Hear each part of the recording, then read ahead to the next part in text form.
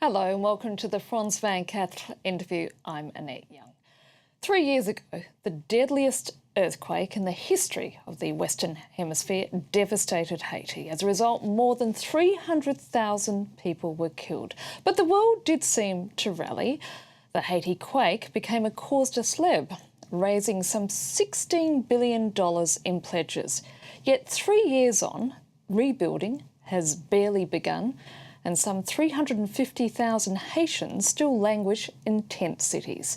Just what went wrong is the subject of a book that's been written by American journalist Jonathan M. Katz, and he joins us now from New York. Jonathan, thank you so much for being with us.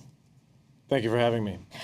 At the time of the earthquake, you were the only full-time American correspondent based in Haiti.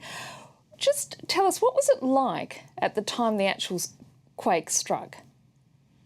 Well, it was about, it was 4:53 in the afternoon on a Tuesday. Not a whole lot was going on. It was a pretty nice day. And I was sitting on my bed at the Associated Press house in Pétionville, which is a suburb of the capital, Port-au-Prince. And I heard a rumbling coming from out the window. And I stood up on the floor and within about a second or so started feeling vibrations, and then it was as if the house had been, hit by a plane or was caught up in a tornado or something. It was moving all over the place. The walls were falling apart. There were waves moving through the floor. Once the shaking stopped, thanks to the help of my friend and my colleague, Evan Sanon, who worked for us at the Associated Press and had been downstairs when the quake began. He helped talk me down, and then I was able to get out of the house and saw that the neighborhood around us had basically been entirely destroyed. It must have been absolutely terrifying. It was. I mean, when you're in a situation like that, the first thing that goes off is your adrenaline. While the earthquake was going, I was obviously trying to put together what was happening. It seemed unbelievable. It seemed as if it was happening in a movie to somebody else. And for a little while in there, I really thought that if that wasn't the end for me, that it was at least going to be the beginning of a world of pain. And I was pretty lucky to get out of it fairly unscathed. Once I got outside and realized the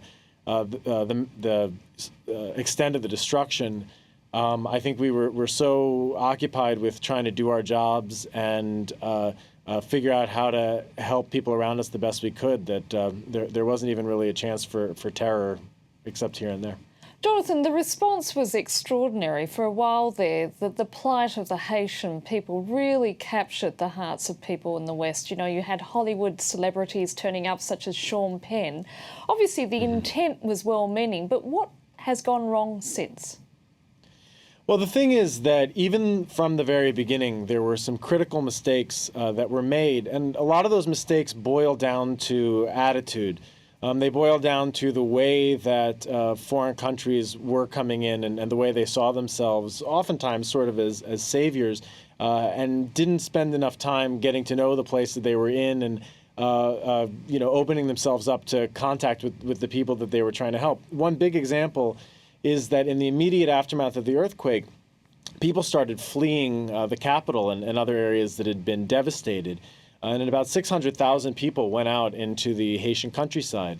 And for a long time, it's been known that the capital of Haiti, Port-au-Prince, is way too crowded. And in fact, that overcrowding is part of why the earthquake was so fatal. But because aid workers weren't paying attention to what was going on, they weren't talking to Haitians. There were language barriers, but there were also security barriers. They were holding their important meetings in guarded United Nations compounds that were closed off to the Haitians, to the people who were actually going through the tragedy. They didn't realize that this was going on, and they didn't take steps to take advantage of that and set up the situation for the future. And among the many post-quake disasters, it seems that a group of UN peacekeepers inadvertently caused one of the world's worst cholera epidemics. Yeah, that's absolutely right. The peacekeeping mission had actually been in Haiti since 2004, but the troops are rotated, each contingent, every 6 months or so.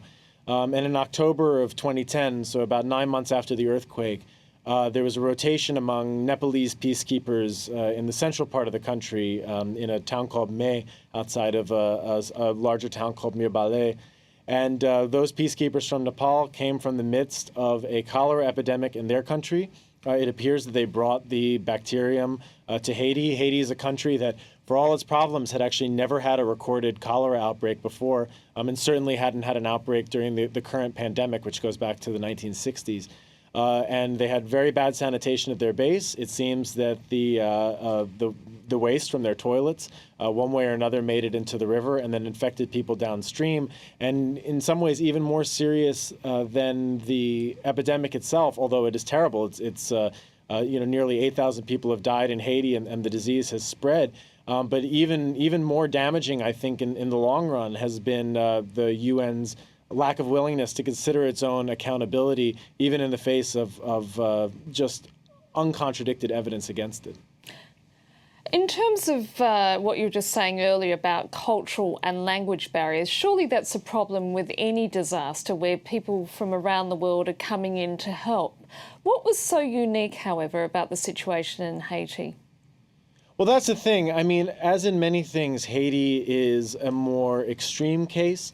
The poverty is often greater, the stakes are often higher, but these are actually problems that apply to disaster relief and humanitarian relief in the midst of war or just ongoing emergencies around the world. Humanitarian assistance it usually goes around local governments. It ends up weakening local institutions because donor countries like the United States and France and Canada prefer to do things on their own instead of dealing with local authorities and the local people themselves. So really, unfortunately, this isn't a story just about Haiti. This is a story about the whole world and how the powerful countries of the developed world relate to the vulnerable countries and former colonies of the global South. Jonathan, what has happened to the other half of the $16 billion? From what I understand, only half of that $16 billion has actually been distributed. Where's the other half? Well, the thing is that, in the book, I talk about this figure of $16.3 billion. And it's actually sort of a fanciful number because it includes things like money that was pledged but never delivered. It includes hundreds of millions of dollars at a minimum, I think billions of dollars maybe, in debt relief, which were basically wealthy countries forgiving loans on behalf of Haiti that Haiti was never going to be able to pay in the first place. So it's not like they had the money and just weren't handing it over. It was money that never existed at all. And a lot of the other money, when you talk about the humanitarian relief, billions of dollars spent, and that's absolutely true. And a lot of it really did a lot of good and saved a lot of lives. But billions of dollars go in circles. They're spent in the donor countries themselves. They're spent on things like jet fuel for the planes to come down. They're spent on vehicles for their aid workers to drive around in for a couple of weeks. There are even really inscrutable line items like $50,000 that the United States spent on elevator maintenance using the Haiti relief money. It's not clear where that was. There are very few elevators in Haiti. I could probably count the ones I know on one hand. It's likely that it was spent in the U.S. Embassy, which was not terribly damaged in the earthquake.